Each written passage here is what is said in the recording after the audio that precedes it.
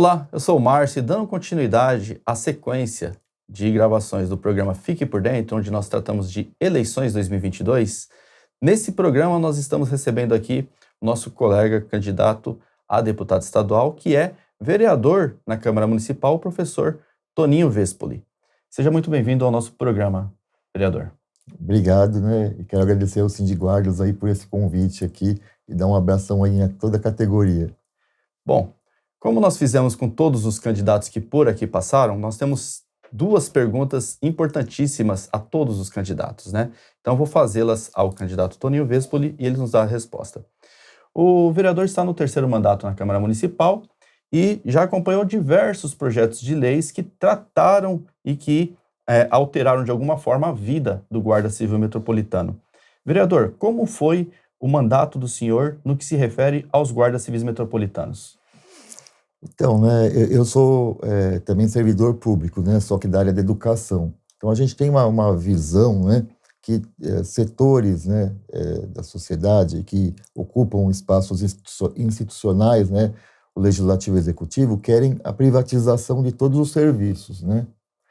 E por que eu estou falando isso? Porque quando eu era pequeno, o pessoal falava assim, não, segurança, saúde e educação a gente não mexe, isso vai ser do Estado, o resto a gente pode privatizar. E não é o que está acontecendo hoje, por exemplo. Hoje está tudo privatizado, né? Se pegar a assistência social, 97% é privatizado. Se você pegar a saúde, é 70% privatizado. Se você pegar agora a educação, já os nossos seis está quase todo privatizado, agora eles estão partindo para a IMF.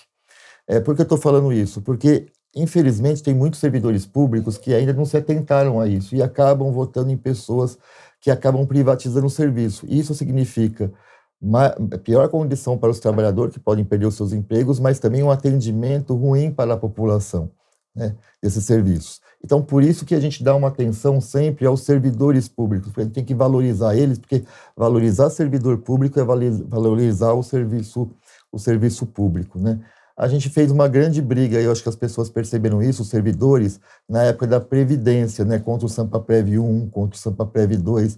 Eu acho que o nosso mandato, inclusive, foi o que mais se destacou no Sampaprev 2, porque aquilo foi tudo um absurdo. Imagina você pagar 14% acima de um salário mínimo depois que você se aposentar. Isso é um confisco salarial sem medida, né?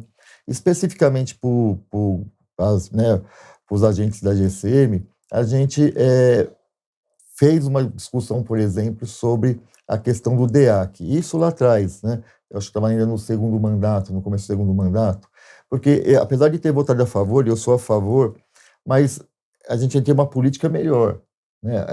O GCM ele tinha de ganhar condizentemente para também ter o seu tempo de descanso. Para não precisar da DEAC, né? Para não precisar da DEAC, porque veja só, a pessoa às vezes não tem tempo para ficar com a sua família. Ou ele vai fazer DEAC, ou ele está fazendo um bico na rua. Isso. Então ele está trabalhando quase praticamente todo dia. Se ele tiver um dia de folga na semana, é muito. Tem GCM que eu conheço que não tem um dia de folga, trabalha até os finais de semana.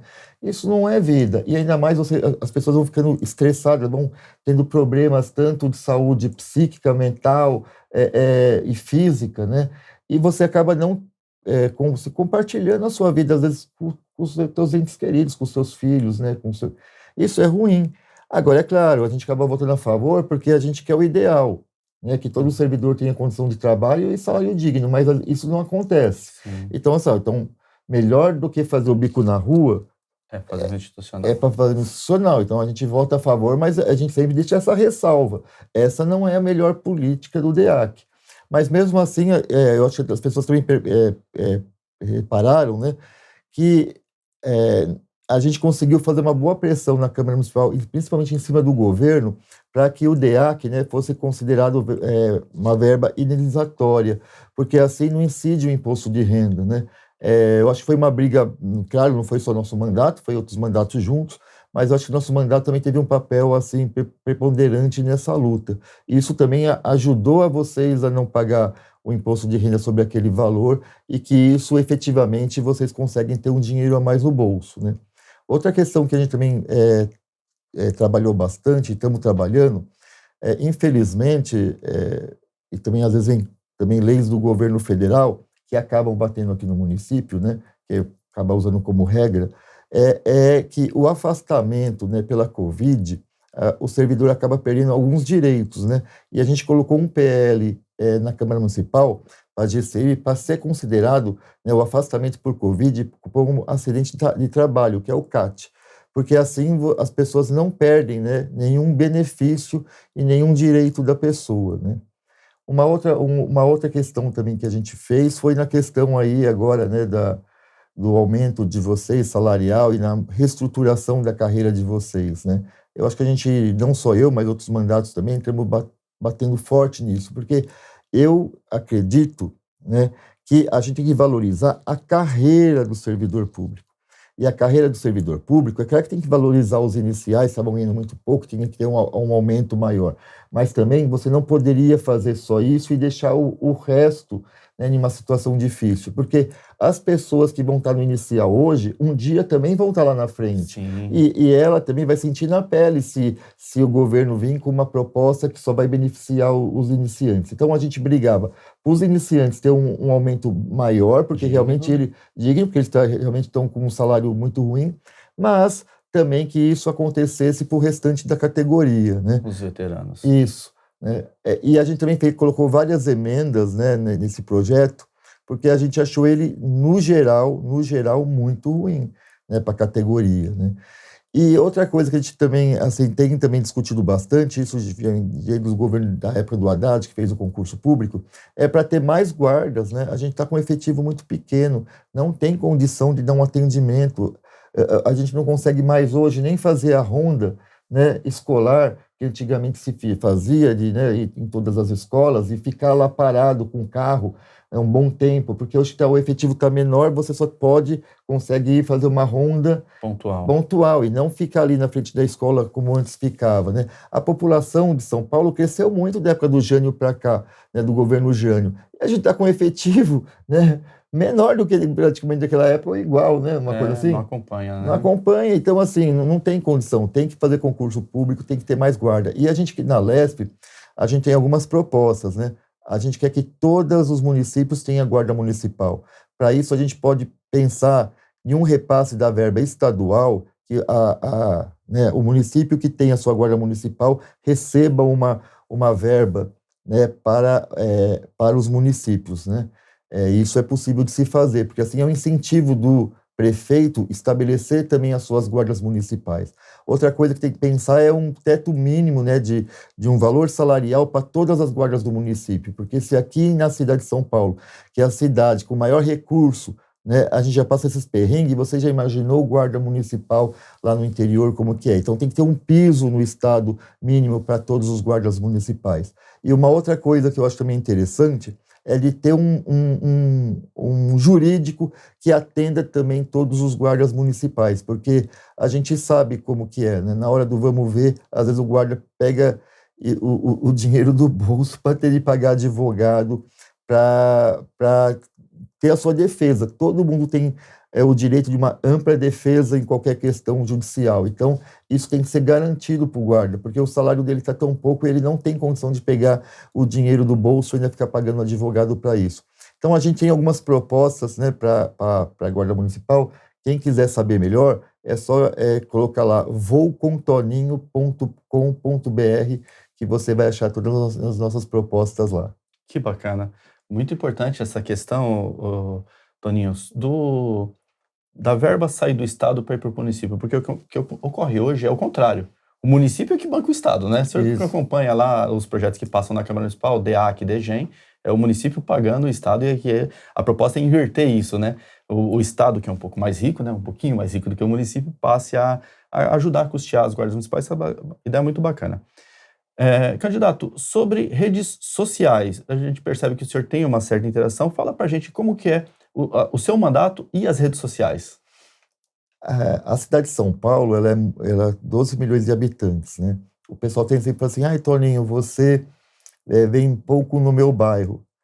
Quantos bairros tem na cidade de São Paulo, né? Então, se eu vou para um bairro hoje, eu vou voltar naquele bairro, sei lá, daqui um ano e meio, porque eu tenho que ir todos os outros, né? E eu sou professor e eu visito muita unidade escolar. Nesse tempo todo, eu visitei 800 unidades escolares, em torno de 80 UBS. Então, às vezes eu vou dar UBS, os moradores nem ficam sabendo que eu vou na UBS, quem sabe são os trabalhadores lá, então dá uma sensação que, poxa, mas o político não aparece aqui no bairro, né? Então eu acho que as redes sociais, eu acho que aumentou esse leque de relação entre o poder público e a população. Então, eu acho que é um benefício, né? Por exemplo, hoje a gente tem mais ou menos 32 mil pessoas no nosso WhatsApp. Então, a gente conversa com 32 mil pessoas hoje. Então, e a gente consegue ter uma interação maior, uma relação mais efetiva. E as pessoas também vão dando feedback do que está bom, do que está ruim, do que acha que a gente tem que se envolver ou não, né? Para mim, tirar minha candidatura, por exemplo, não foi uma decisão minha ou só do meu coletivo político que chama Raiz Popular dentro do PSOL. A gente fez um questionário e mandou para essa base. 84% acharam que eu deveria sair candidato a deputado estadual. Então, a base nossa que respaldou a nossa candidatura, né? E as redes sociais, é claro que ela é boa e dá essa possibilidade, mas também tem muita coisa ruim na internet, né? Nas redes sociais, então tem muita fake news, então a gente sempre fala para as pessoas não acreditar também em qualquer notícia que venha pela internet, você tem que pesquisar o site, né, pegar sites confiáveis. Eu acho, inclusive, eu sou professor, né, a educação hoje tem esse papel, né, de conseguir fazer o estudante, o adolescente, né, a pesquisar a informação, né, se ela é legítima ou não, porque agora vem de tudo, né? E a gente viu como isso influenciou na eleição passada para presidente. Fake news foi uma coisa é, que aconteceu exponencialmente, né? E que eu acho que foi determinante para a eleição. Então a gente tem que tomar muito cuidado com isso, né? Mas eu acho que é um instrumento valiosíssimo, porque ela democratizou mais, eu acho, as informações. As pessoas têm muito mais acesso de ter a informação hoje. Está mais próximo, né? O mandato está mais próximo do seu eleitor de verdade, né? Sim. Toninho, para fechar, nós agradecemos muito a sua participação aqui. Eu quero te deixar um espaço para o senhor falar. Nosso público aqui do canal Fique por Dentro são guardas civis metropolitanos de São Paulo, guardas municipais de todo o Brasil. Nós temos os candidatos que estão aprovados no último concurso agora acompanhando o canal também, e algumas pessoas políticas, do meio político. Então, eu quero deixar um espaço para o senhor falar direcionado ao nosso público sobre o seu mandato, a sua candidatura, a sua proposta de mandato na Assembleia Legislativa. Eu vou voltar um pouco, talvez, pelo começo do que eu falei, né? Eu acho que vou até fazendo um apelo, né, para o servidor público, né? Olhar realmente as pessoas, não que falam, mas que as pessoas lutam, aquelas que lutam pelo servidor público, né? A gente, infelizmente, eu falo sempre assim, a boca fala qualquer coisa, né? Então, votar pelo que a boca fala, eu acho que é difícil. Você tem que ver o passado da pessoa, né? O que a pessoa já fez em relação ou para a sociedade, mas aqui como nós estamos discutindo, eu acho para os servidores públicos, eu acho para o serviço público e para o servidor público.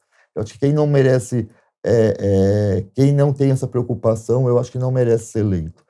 Porque no final das contas, né, se a GCM não funciona direito, quem vai sofrer vai ser mais o povo periférico, porque os assaltos, por exemplo, nas unidades escolares que são arrombadas, acontecem mais na periferia. Se não tem guarda municipal lá, então é o pessoal da periferia que vai ficar dias sem aula, que vai ter transtorno e uma série de coisas. Então, quando a gente não tem um funcionamento, a quantidade de funcionários suficiente, bom atendimento, porque os servidores não têm condição de trabalho, às vezes não tem carro para chegar até a escola, porque eu já fui para várias inspetorias, falei, Toninho, nós estamos com 2 carros aqui, né, e os 2 estão em uso, quer dizer, olha a situação, você não tem um carro na inspetoria para conseguir levar ou fazer o atendimento, vai ter que esperar acabar o outro atendimento para depois ir lá.